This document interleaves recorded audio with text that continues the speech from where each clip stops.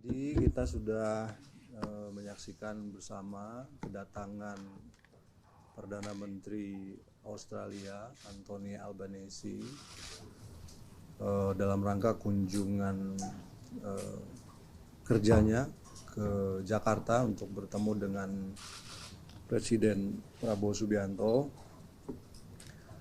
Tadi dilakukan pertemuan secara bilateral antara delegasi dari Australia dan Indonesia yang membicarakan banyak hal-hal seputar situasi bilateral, situasi regional dan juga situasi global. Inti dari kunjungan beliau pada hari ini itu adalah tadi yang kita saksikan bersama, penandatanganan traktat atau perjanjian antara Indonesia dan Australia yang disebut dengan Treaty on Common Security, ya. Traktat kerjasama antara dua negara. Sebagai informasi bahwa ini adalah merupakan kelanjutan dari hasil kunjungan Presiden Prabowo ke Sydney pada bulan November yang lalu, di mana saya dan Menteri Luar Negeri Penny Wong telah menyetujui satu dokumen perjanjian yang isinya adalah bahwa ada kesepakatan untuk membicarakan hal-hal yang sifatnya mempengaruhi keamanan kedua negara yang dilakukan dalam bentuk konsultasi antara dua kepala negara ataupun pejabat kementerian yang ditunjuk. Hal ini juga disepakati bahwa ada satu forum yang sifatnya teratur dilakukan untuk membahas masalah-masalah seputar keamanan kedua belah pihak.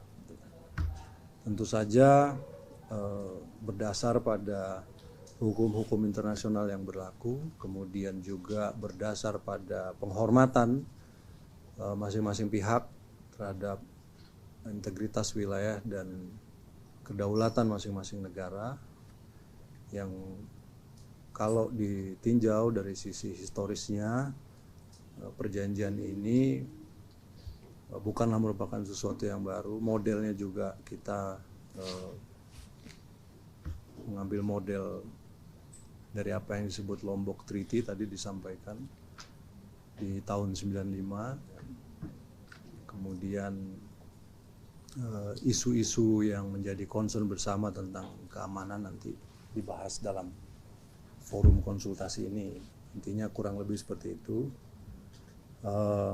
Selanjutnya juga dilakukan penandatanganan memorandum kesepahaman antara Danantara dengan pemerintah Australia terkait dengan investasi masing-masing baik di Indonesia maupun di Australia.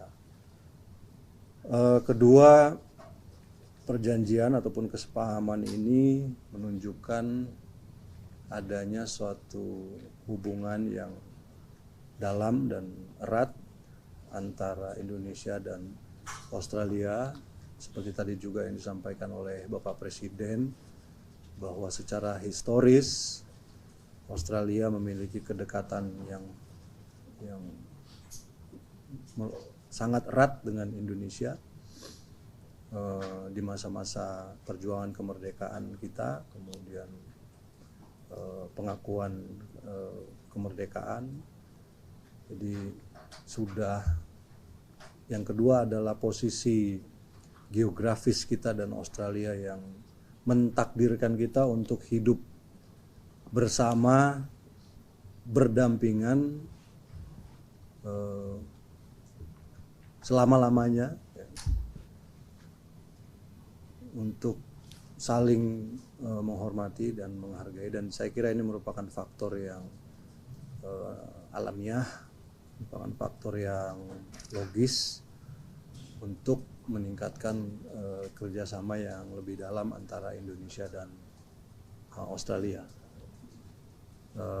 Saya kira itu saja secara garis besar.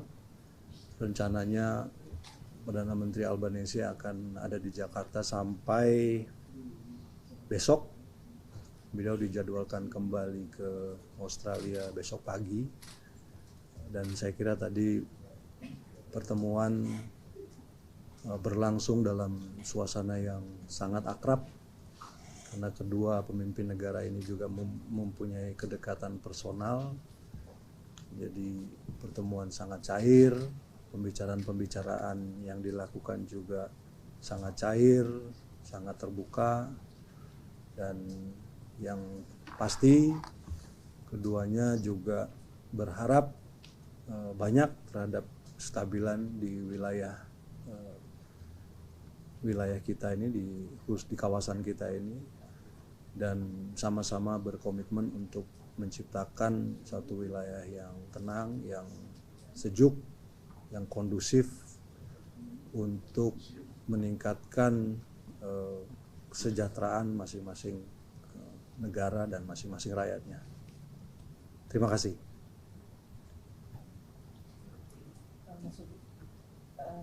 Saya Nia dari Kompas mau tanya soal ini Mas. Tadi ini sebenarnya kalau Mas bilang garis besarnya sama dengan Lombok Treaty yang sudah ditandatangani pada tahun 1995. Tapi kalau misalnya kita melihat konteks geopolitik saat ini, keuntungan yang didapat oleh Indonesia tuh dari adanya treaty yang saat ini tuh apa Mas? Terus yang kedua tadi kan di sambutannya PM Albanese itu sempat menyampaikan soal ada tawaran untuk perwira senior Indonesia bisa punya posisi di ADF gitu. Itu maksudnya gimana sih Mas? Posisi di ADF? Offering establish of new and renewed position of Indonesian senior officer in ADF. Jadi ADF itu Australian Defence Force. Yes, iya Mas. Jadi ini merupakan satu extension ya dari kerjasama Defense Cooperation Agreement antara Indonesia dan Australia 2006, yang juga sudah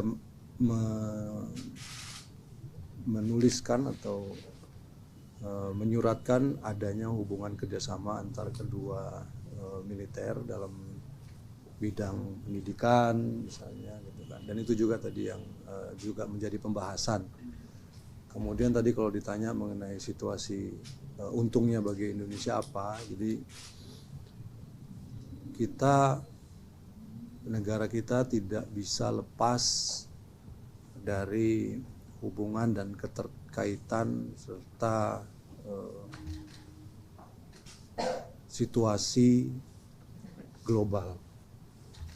Kemudian terlebih lagi situasi regional. Jadi apa yang terjadi di kawasan ini, kemudian apa yang terjadi di dunia secara global itu saling mempengaruhi. Kita punya kepentingan nasional. Kepentingan nasional kita adalah menjaga integritas wilayah yang pertama ya, kemudian kedaulatan kita, kemudian yang juga merupakan sesuatu yang penting dan menjadi program dari pemerintahan dipimpin oleh Pak Presiden Prabowo adalah bagaimana meningkatkan kesejahteraan masyarakat. Untuk bisa mencapai tujuan-tujuan dan kepentingan-kepentingan nasional kita ini, kita perlu satu suasana yang stabil, suasana yang tenang, suasana yang sejuk, damai gitu. Karena kalau tidak ada kestabilan, tidak ada perdamaian, tidak ada atau adanya tensi atau konflik, itu akan membuat keinginan dan kepentingan serta cita-cita kita tadi itu tidak bisa tercapai. Jadi di situ saya kira kenapa kita penting untuk membuat kerjasama dengan negara-negara di kawasan, negara-negara di sekeliling kita, supaya apa yang menjadi tujuan dan kepentingan kita itu bisa terlaksana dan tercapai. itu gimana ya seperti kan jadi kan dalam treaty ini ada sejumlah inisiatif pertahanan baru. Tidak ada sejumlah inisiatif pertahanan baru. Tadi saya sampaikan bahwa treaty ini adalah traktat untuk membuat satu forum konsultasi bilateral di bidang keamanan antara yang dilakukan oleh pimpinan kedua negara. Tidak ada inisiatif-inisiatif pertahanan. Kalau tadi ditanya apakah ini merupakan apa tadi istilahnya? Fakta, tidak. Ini bukan merupakan fakta, ini bukan merupakan bukan fakta pertahanan, bukan fakta militer gitu. Tidak ada yang kemudian seperti yang tadi disampaikan bahwa ancaman terhadap satu negara merupakan dipersepsikan sebagai bahaya juga atau bagi negara yang lain, tidak seperti itu. Ini adalah forum konsultasi tentang situasi keamanan di wilayah. Jadi berarti kalau misalnya persepsi security challenge-nya Australia dan Indonesia mungkin beda, itu berarti Indonesia tidak mempersepsi misalnya China sebagai ancaman atau seperti itu. Kita tidak membicarakan soal itu. Ini konsultasi yang kita persepsikan masing-masing apa ya. Situasinya kan bukan hanya persepsi tapi juga situasi situasi faktual yang terjadi itu seperti apa, itu juga pembahasan. Mas Uki, kan ini juga 95 sudah ada, cuman terkesan di revive lagi atau dihidupkan kembali.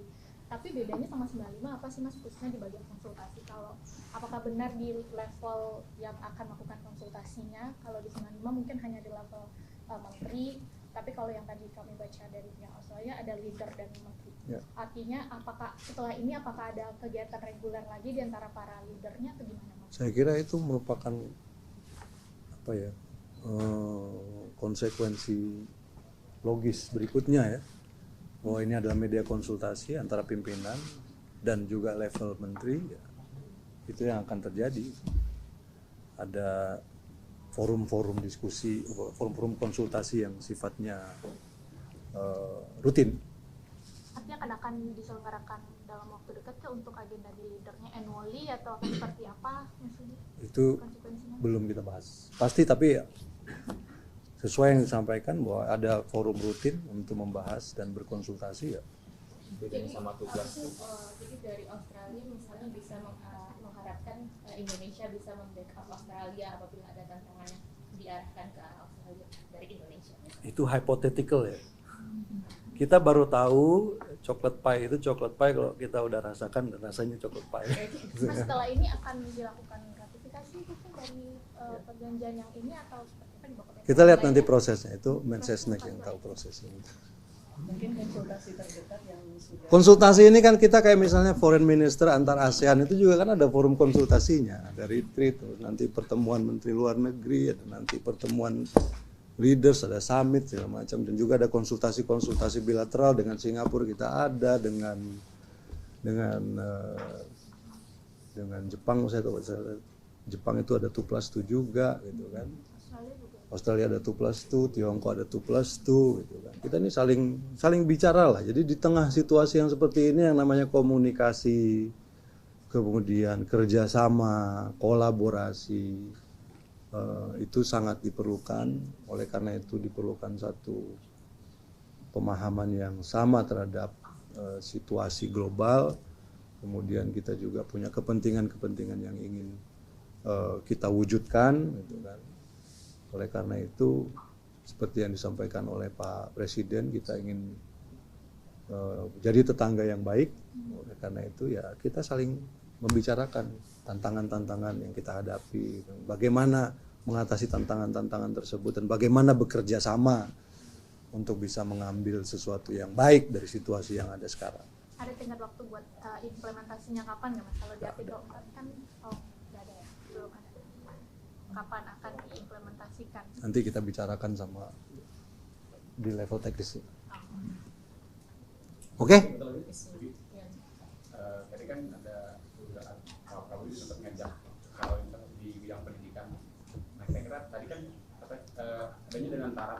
Kira-kira maksudnya skemanya seperti apa sih ya, kalau dengan TARA atau alur investasi pendidikan itu seperti apa, penguatan kapasitas guru dan Bukan tadi kerjasama pendidikan, kalau investasi kan di tempat-tempat lain. Kerjasama pendidikannya contohnya aja kan ada beberapa universitas Australia yang sekarang udah ada di sini ya, itu dieratkan. Apakah itu nanti universitasnya ditambah, yang lebih seperti itu. Atau ada pertukaran pelajar, guru dan sebagainya. ada peran dengan TARA masuk atau gimana? Masuk investasi di sektor pendidikan tadi. Hal yang terpisah itu ya. Dan antara investasi baik di sini ataupun di Australia. Pendidikan kita berbicara sektor yang berbeda gitu. Mungkin pertanyaannya lebih kepada perjanjian traktor, tapi kenapa tidak ada MOU misalkan? Iya gitu. Ada dua hal.